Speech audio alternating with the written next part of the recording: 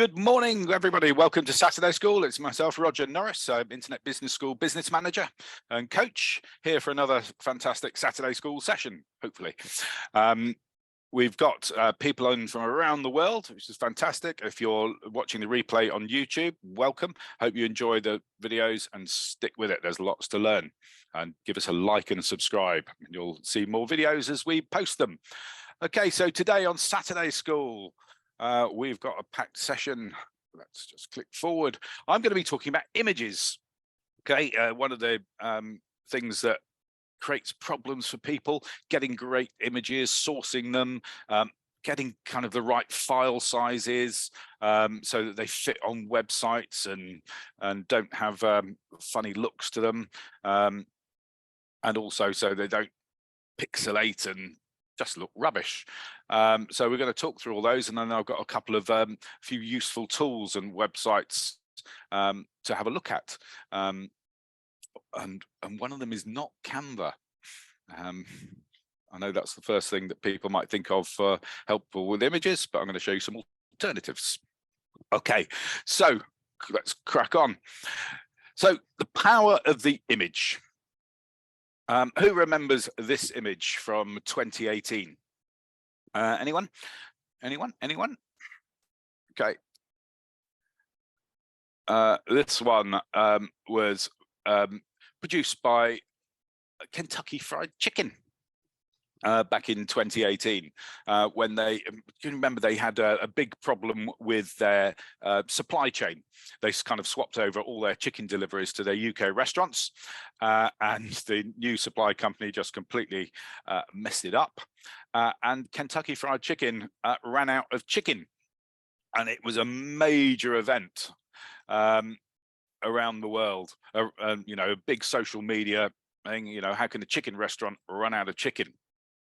And they were basically they closed pretty much every store around the country, and were losing millions of pounds a day, and it, you know, front page news everywhere, and their brand was in tatters. And then they kind of handed over the crisis rescue mission to their brand new advertising agency, who'd only been working for them for about 6 weeks.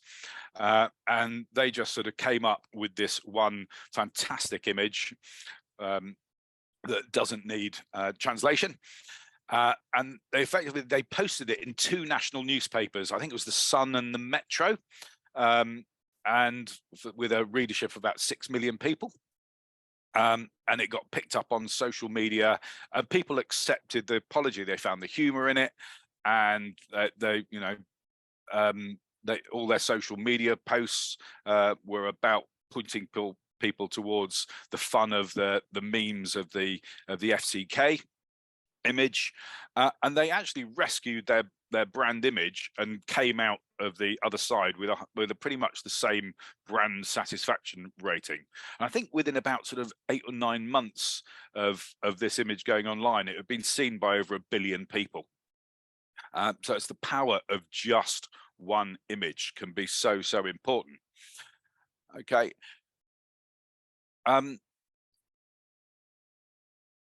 Images, why they make emotional connections. Yeah, we look for them when we're doing our sort of social media posts, when you're putting them on websites, you're trying to tell a story, you're trying to hit the heart or the head of your target audience, right, and make things sort of brighten up. And when I was looking into this, there's a kind of an old statistic that's been bandied around that kind of said that 65% of people are visual learners. Has anyone heard that? Because I kind of looked into it, and it's actually a load of rubbish. It came from a really old study of about 100 medical students, and it's not particularly accurate. People kind of have more of a blended approach to how they process information. So they'll be looking at images, getting the connection from it. You know, colors have different meanings and evoke different emotions to people. But you know, that side by side with words and position can really sort of make your image click out to someone, you know, and that's what, you know, when marketing, as I say, that is what we're trying to do when we're trying to get social media posts. People are flicking through and you've got like 1 second to catch their attention with a great image. Or if you go on a website, you know, you've all seen websites with terrible imagery, you know, bad pictures, wrong sizes. It can really put people off because it makes it look like you just don't care. Okay, and that sort of image can really affect people's sort of buying decisions. There's another stat I found that said 67% of potential customers said that the quality of the image used to present the product really affects their buying decision. And 54% of people even consider the image more important than the description in the product. So, you know, that just tells you that great images is vital. But, you know, it's really important to avoid cliche images, bad images, because they can have such a negative effect. Well, mostly they can. I was doing a little bit of a quick 5-minute flick through Facebook Marketplace last night, just to get some examples of bad images. If anyone uses Facebook Marketplace, you'll kind of know that every now and again there's just some howlers in there as people are uploading photographs on their phone, and you're kind of not going to get the sale on the item. So I kind of found these ones. So someone advertising a railway sleeper with a post-it note turned sideways. Fantastic. That tells me all I need to know. And then God's honest truth, this guy on the right hand side trying to sell wardrobes with probably a fairly scary looking guy in the background, which is just odd. There's a really famous eBay picture, or the several famous eBay pictures where people had taken photographs of kettles or televisions, and the reflection in there showed the photographer, and several of them where they're not wearing an awful lot, and they posted these online. They've gone viral all over the place. So having care for your images and know how to use them can make a huge difference. Okay, unless your job is like Hercule van Wolfwinkel, who's one of my Facebook favorites, who his job is actually making bad drawings online, and he's got 164,000 followers now on Facebook, and keeps on winning lots of awards for his charitable donations. So a bad photograph, you know, as long as it's in context, can be right, but you kind of got to make it clear that it's in context. Okay, so you need to source pictures, yeah, for your online marketing, and you know that there's millions and billions out there, and you know you've probably heard that there are some sites you can get to get pictures, but they can become, for first time out, they become quite confusing about which images you can use, and you kind of think you found a good image, and then suddenly it says, hey, can you pay me $15 to use this image? Okay, so we've got to kind of understand the ownership of images first, okay, which is understanding image copyright. So there's copyright laws all over the world, but essentially most of them will say the same thing. Okay, and these copyright laws, they cover every image taken, whether you're taking on your camera phone, making a diagram, yeah, you can see illustrations, any sort of image that you are the creator. Okay, the creator of the image holds that copyright. You know, if there is someone like a photographer who's working in a studio and has a whole team of people, you know, the photographer might not press the button, but he's the creative source behind that that photograph, so he becomes the creator. Okay, unless you then, you know, creators can then sign over those image rights to a customer, or sign out over licenses for other people to be able to use.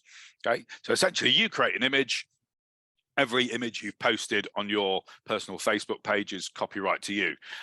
You put something on Twitter, that image or video is copyright to you. Okay, and that copyright lasts, as you can see, for the life of the creator plus 70 years, generally. Okay, there's little differences depending on how old the image is, or whether it's a public image that of a building where there isn't necessarily copyright, or if it's on a government website. So the US has fairly similar rules, but you do have to check to see whether an image is taken before 1978 in the US. Okay, so it still gets a little bit confusing about what you can use, what you can't use. If you're going to use an image that someone else has produced, you've got to ask their permission, because in theory they could find you using that image. Do a reverse image search on Google and find out where other instances of that image come from, and they could write you a letter saying, please take it down or pay me some money. So got to be a little bit careful. So what there is there's a system for image creators, okay, to license their image use for people to use, and it's something set up by the Wikipedia people, and it's called Creative Commons. Okay, Creative Commons is not straightforward. There's lots of different sort of licensing laws that a creator can put on their image. So they can say that it can be freely used, or you have to attribute the creator, so actually write their sort of name in the bottom of the picture so that they're getting credit for it, or you can use it for commercial or non-commercial. The derivatives bit, the no derivs bit at the bottom there, that's if you want to take an image and then change it some way artistically. Some images will allow it, some won't. So it becomes a little bit of a minefield to try to find images that you can use through those Creative Commons sites. Sometimes it's really good, if you find some Creative Commons videos with the right licenses allowing you to use it for commercial use, then great. But you've got to be, a little bit careful. We know that a lot of people online aren't careful and can put themselves in potential trouble with it. But we want to teach people how to do things right, to avoid any sort of worry as well. Okay, so image types, file types. Okay, if you've all used computers and hopefully you've used cameras and this, that, and the other, so some of these sort of different file types you will be familiar with. Okay, so it's kind of like the format that the picture is taken and stored in digitally. Different file types do work with different devices and have different flexibility of use, should we say.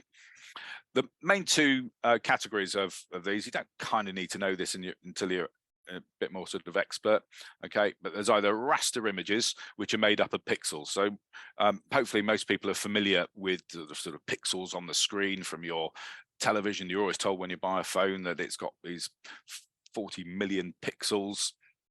It's effectively the kind of like the density of the dots on the screen.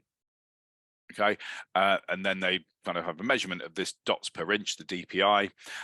So the more dots per inch of pixels in that inch square, the higher resolution the image is going to be. But it also means there's more information in that file, so it's going to be a bigger file size. Okay, and we kind of know and understand that when we're working online on making websites and things like that, we need our websites to load quickly. So actually we need sort of small file sizes of our images. Okay, so you've got to be careful about how big the image sizes are. Vector images, so you might get those in sort of PDF documents, or Adobe uses Photoshop and things like that use vectors, and they are literally sort of mathematical equations behind the scenes that have the relationship between the curves and the dots and the colors. So it kind of means that it's infinitely expandable. Okay, because it's just maths. You do lose some flexibility of colors, and they tend to be more expensive because unless you're a bit of a genius on things like Photoshop, you've got to be have a degree to get good images out of it, I find. And there's so many simpler tools. On your computer and on your phones, there's most likely the two main different file formats there. The JPEG, which I won't give prizes if anyone knows what JPEG stands for, but it's Joint Photographers Expert Group. I store that away for the quiz night, and it is the most common type of file format you'll find for photos. Generally a small size file size, but it loses resolution quickly. Okay, and that bit about the background can't be transparent. It means it's kind of more difficult, or it's possible for the editing programs to remove the sort of background easily. There's kind of AI tools to help you with that, but if you're going to do that, you use a PNG image, which are the best ones optimized for your screens. So if you're making anything, pictures online and websites, etc., then you need to be going for this PNG. It's called a portable network graphic image. Okay, if you're going to print something out, don't use it. Essentially, if you're printing something out, use the better doing things like a PDF. It gives a better resolution, or to use the vector images. Okay, but how many people print nowadays? You send things across the printers, and they will ask for a vector image, and you have to go on to Fiverr or something and find someone who can convert an image for you. And then you got these. Sorry, I skipped past the GIF files, which are kind of like the animations. Graphics interchange format, for anyone who wanted to know that one for the third answer on their quiz night. There's lots of other different file types. If you're a photography buff, you'll know about RAW files. If you're a graphic artist, there's something called TIFF files.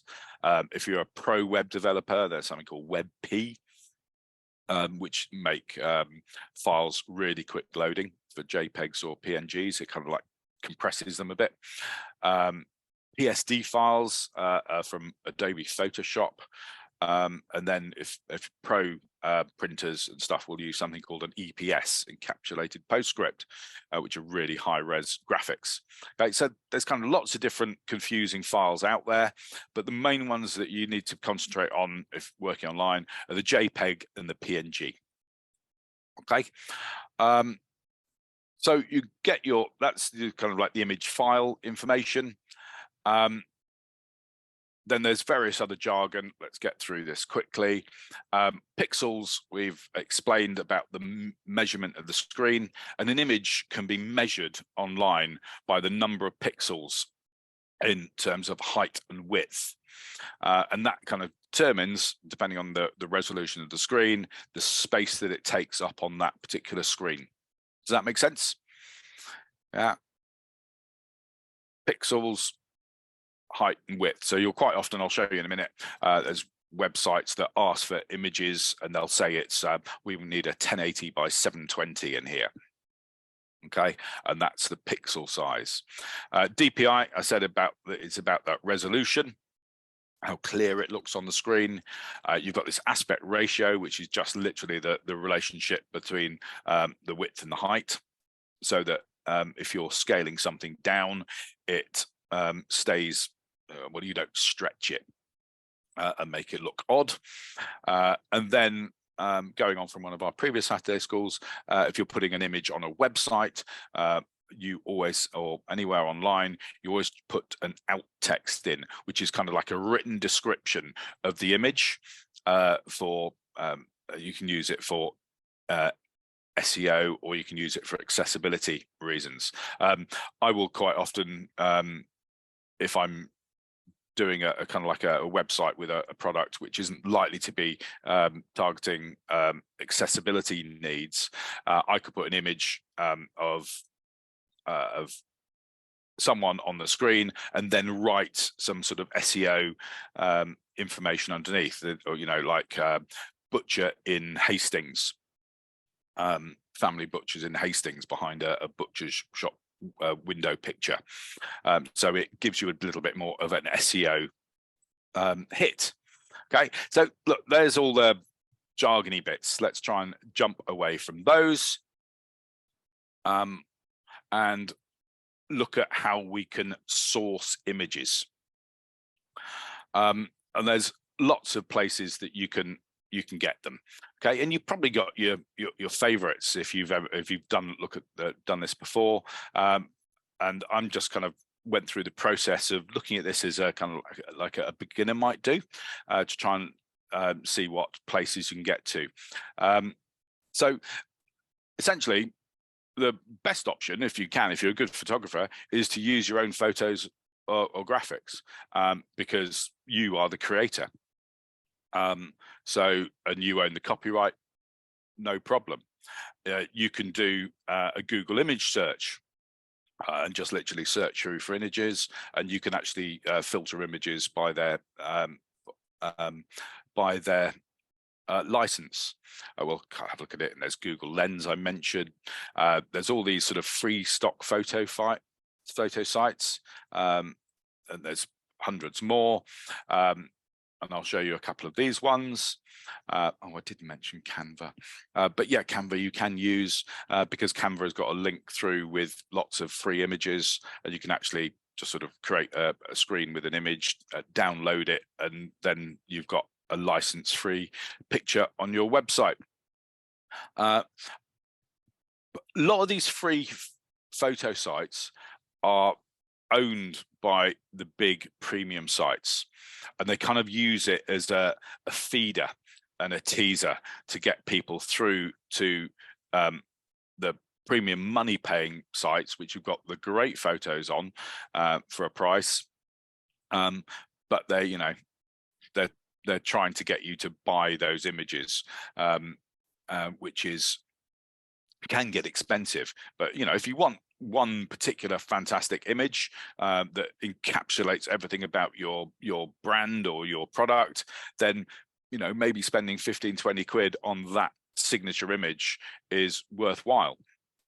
But it's kind of like your choice to figure out whether you're going to do that. Okay, so what I'm going to do, let's just jump out of the show, okay, and show you some options. Hopefully you can see the Kajabi page there.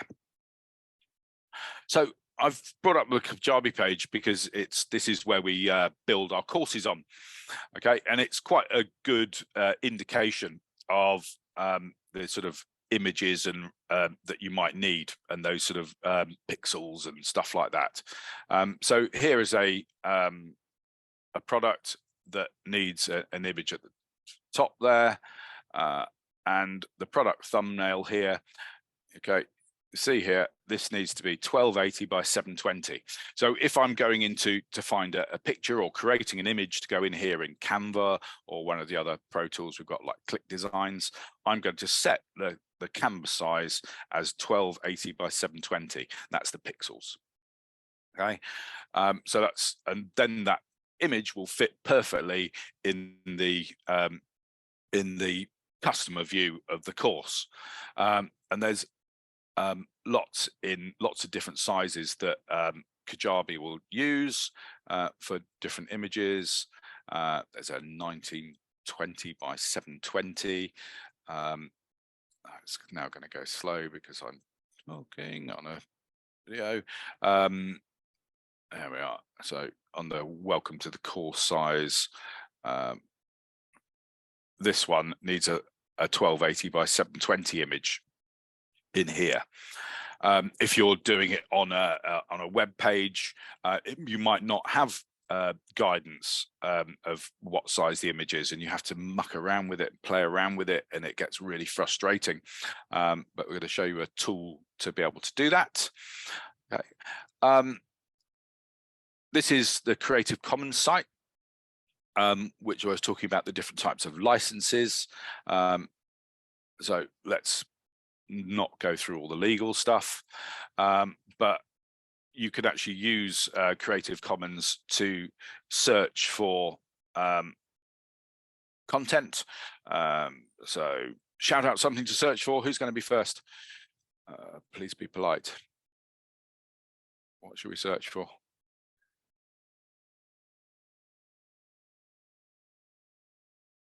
Cats. Okay, Vivian, you were first in. It's cats it is. Okay. Right.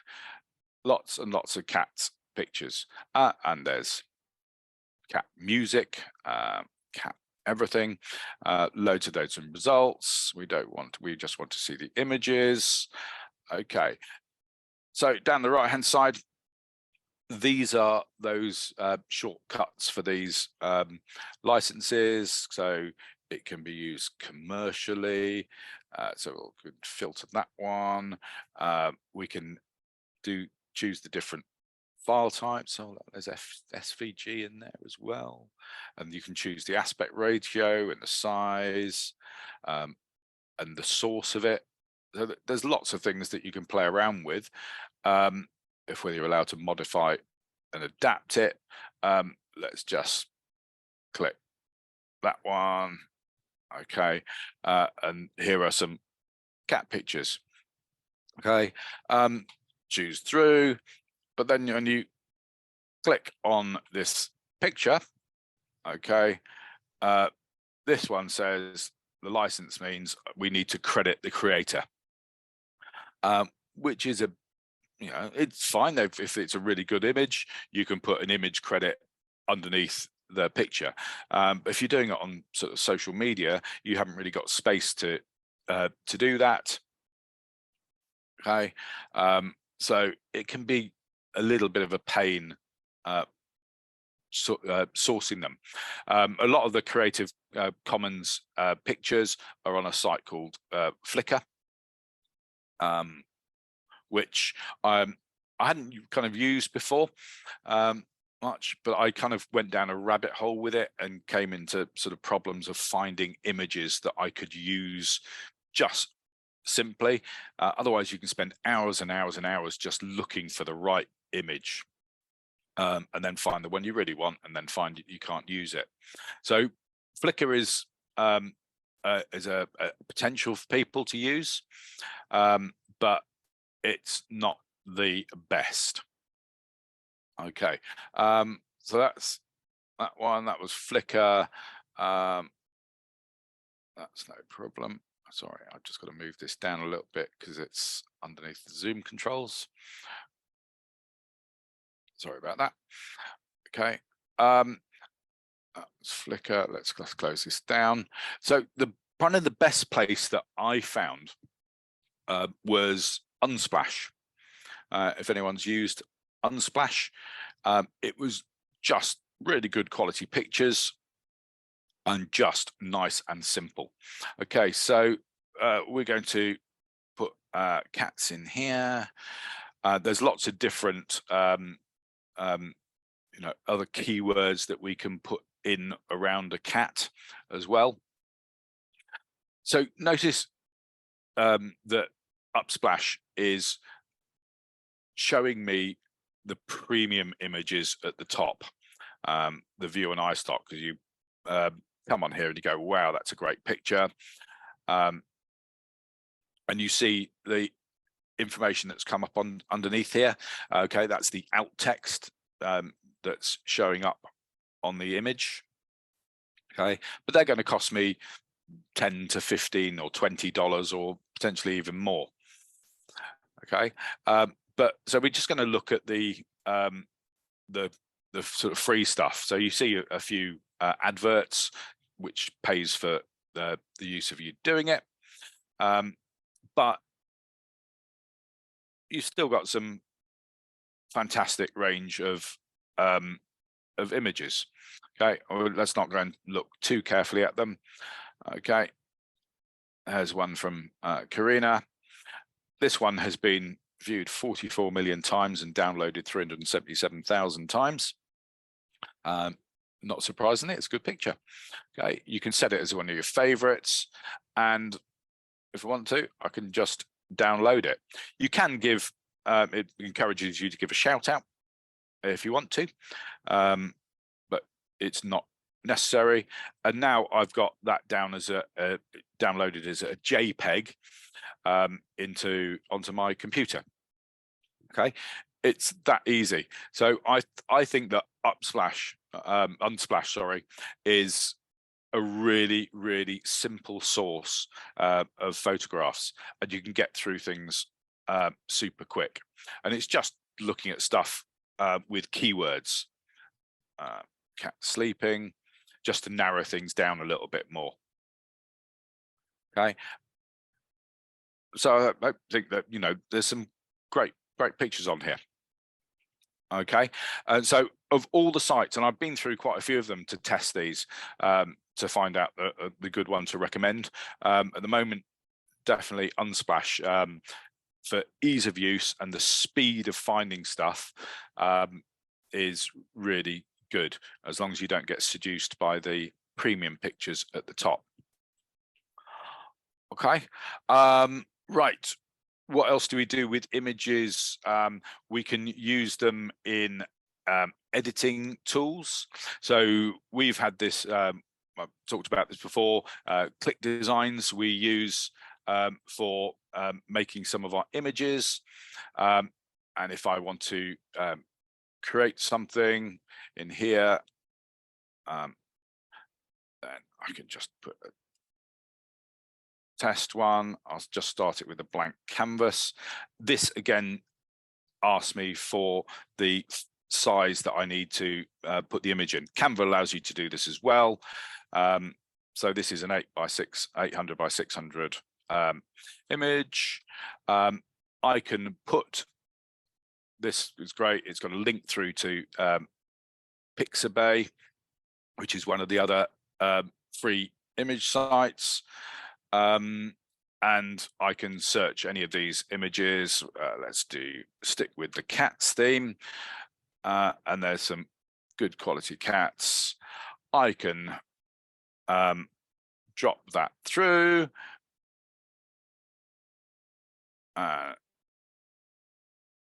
change the size. I could resize the screen on my account to get rid of that bit at the bottom. I could stretch it if I wanted to. I don't think it affects it too much. So there's an image. I can just save it on here, and then I've got choices of exporting. So this tool is really great because it allows me to choose the file type that I'm exporting in, PNG or JPEG. There's that WebP for developers, and I can also select the DPI, the resolution. If I'm doing it on a normal computer screen, then 72 is fine. If it was in HD, then maybe 96 would work. I can add a watermark as well. And simple as that, I've got a great picture that's just going to download onto my computer as a PNG, ready for me to put into any online marketing. Next, Pixlr. Has anyone heard of Pixlr or used Pixlr? It's free. It's great. I've just started using it. Basically, just create yourself a free account, and you can do a design product. You can edit a photo, or you have this visual creator, which is good for actually making pictures for shopping carts. I think is one of the best uses for this one. You know, removing backgrounds and things like that. It's great. So you can either let's get rid of the ads. You can either import your own image, or you can use one of their images as well. You've also got everything set up if you're making a YouTube art or Facebook story. All the sizes are set up for you ready. Okay, all the current sizes that these sites use. So if you need that LinkedIn size, that's the size it's going to be. Most people are going to do, like say, a Facebook post. They come preloaded with a whole load of different templates. You can get a premium account. So anywhere where it's a crown is premium. But I did find quite a few free ones. There's a good range of free ones. So it's kind of like the same picture, but there's different quality of animations as well, pop outs. And there's backgrounds, there's all sorts of businesses. I got bored of pressing load more after about 10 or 15 times. But there's a great variation on there, and you should be able to do things quickly. So let's just choose one of the simple ones without too much wording on it. If it loads quick enough. Okay, so there's ones here where they're kind of like set up for you to add your own pictures, which is, actually might just look at one of those ones. Use this one. Here's a template, and I can add in, where is it? Add element image.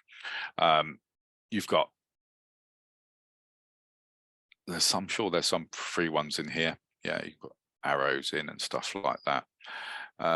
If you want to, that just goes into the background. I could just play around with that. Let's just go back a little bit, because I was just playing around with this. There's another format where you can, let's just go up to that one, bring in a picture. So I just did a quick one here where I imported an image from their background, their free files that I know I can use safely, and you can play around with it. And there's all sorts of digital effects that you can make on your image. It's worth just having a play around with it. If you go wrong, you just edit, undo, or there's a timeline history here. So I'd encourage you just to have a play with this site, Pixlr, PXLER. I think I had it on my slides ready to give you a shortcut for it. Let's just get that one, and I can put that into chat. There we are. There's Pixlr. Okay. Right, and other couple of really useful tools as well. Bulk Resize Photos is a really good online site. If anyone has used that, let's just, I don't need Flickr. Let's just go to Bulk Resize Photos. This is so simple. Basically, it's an online tool where you can do all sorts of stuff with an image. It kind of processes it, uploads your image to them, they process it, and it downloads back onto your computer. And there's lots of different options. You can change the pixel size, density, you can change the file size. So it's good for making things smaller. I'm just going to choose one of my, let's just do that one. Okay. So this was the one of the images, the cat I just downloaded. So I could reduce it by 50% straight away. I could change the file format for that. I could change the final output file size, so different resolutions. you could change the whole dimensions of it. So it's really super. If I just wanted to reduce this by 20% to make the file size smaller and change it to a PNG, bang, that's it, and it's just downloaded straight onto my my computer hard drive as a PNG. It's a really useful tool, and it's just changed that image from 981 kilobytes to 43 kilobytes. So bulk resize photos.com, it's a really useful tool, really useful. There's one other site that I think is, if you're going into things a little bit more pro, is there's a kind of like an online calculator that converts pixels and centimeters and things like that, which I thought was, I've used it quite a few times. So you can convert, if you've got an image that says it needs a certain centimeter, and you don't know what centimeters are in pixels, you can just put it straight into this little calculator. If I want to change inches to pixels, yeah, whatever DPI, it will just tell you what the output is. So this one, pixels to inch, that size is going to be these dimensions in inches. Okay, so if you're transferring from one platform to another, and they're in different sort of scales, then Blitz results is super useful. Did I put that on there? Blitz results, there we are. Let's put that in there. Okay, so that's I think that's enough. That gives you a bit of a starting point. So you're going to use, well, we're recommending that sort of upsplash to avoid any sorts of image issues. Okay, I like, oh, sorry, I was going to give you HootSuite as well. Okay, this is really cool as well. A bit like that Pixel site. This, it gives you, they keep it up to date.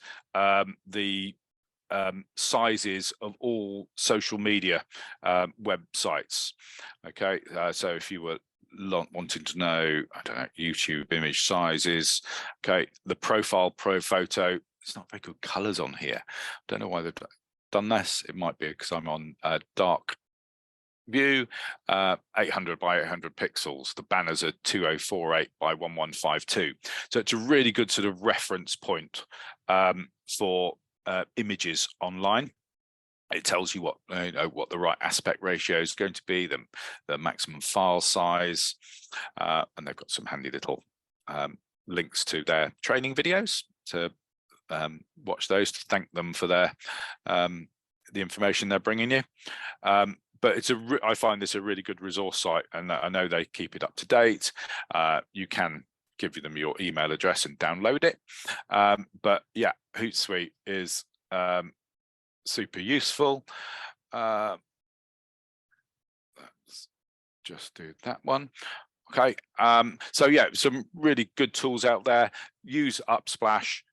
It kind of it keeps you safe, I think, and speeds up the process. I keep calling it Upsplash, Unsplash. Okay, and you can get some really good images. I tend to scroll through these really quickly, and if there's one that jumps out at me particularly, I'll focus in on that one, because I know if someone's scrolling through a news feed, they need an image that jumps out at them. Okay, so if it doesn't jump out, don't use it. Okay, cool. Any questions before I get on to before Danita joins us? What did I do? Anwar says, yeah, uses HootSuite as the scheduling tool. Yeah, HootSuite's really good as a scheduling tool for social media. Dion says, which would of these be great? Which of these would be great, useful for slides videos? Upsplash. Unsplash would be good for getting particular images that you can put onto slides. We use this Pro Click Designs for creating imageries on our slide decks. If you look through one of the Saturday School vaults, you'll see a presentation I did on that one. I think there's a so I can do all sort of stuff like this, make images that will go on slides.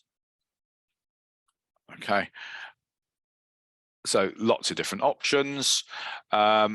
Questions. Roger, why is it saying to use Canva in HootSuite? Generally because it's the most well-known and that people that tend to use. I don't know whether they have a financial connection to it, but I suppose it's kind of like just playing it safe.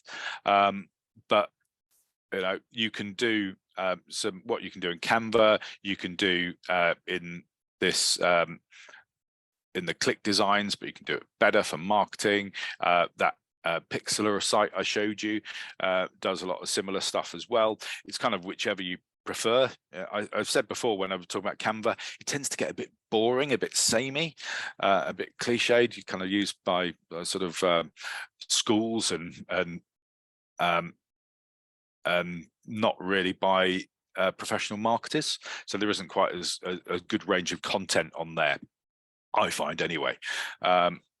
Okay, who else we got? Thank you. That's good.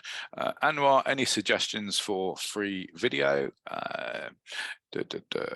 Yeah, well, you can actually get some free videos. So if you go to, you just have to be a little bit careful. But if you go to YouTube, you can search with Creative Commons. I'll just bring it up on the other page, just because I don't know which YouTube account of mine I'm logged into. Oh,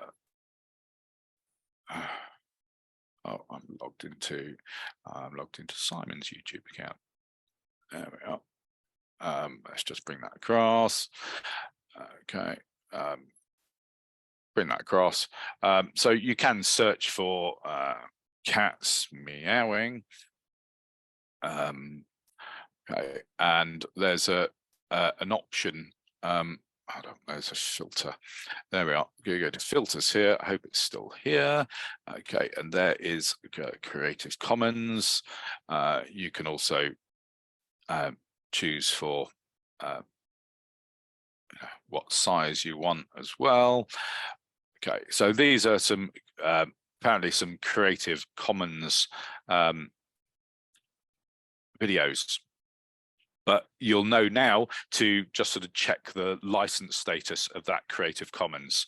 I think you might also be able to find them on, I think, did I close it?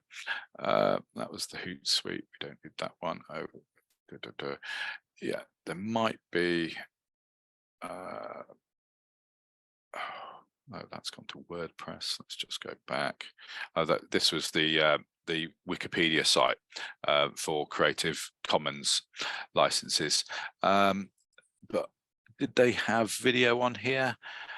They might have done. Let's still. I'm not sure, but I'd rather hand over to Dee rather than you just sort of listen to me trying to find that. Okay, so that's cool. All been recorded. It will go onto the YouTube channel as and our YouTube channel in the next week or so, and hopefully we'll cut out that little bit where I'm trying to find videos for you. Oh my goodness, we better not have that one. Okay, so it's time to hand over to Danita. Have we got Danita sitting in the background?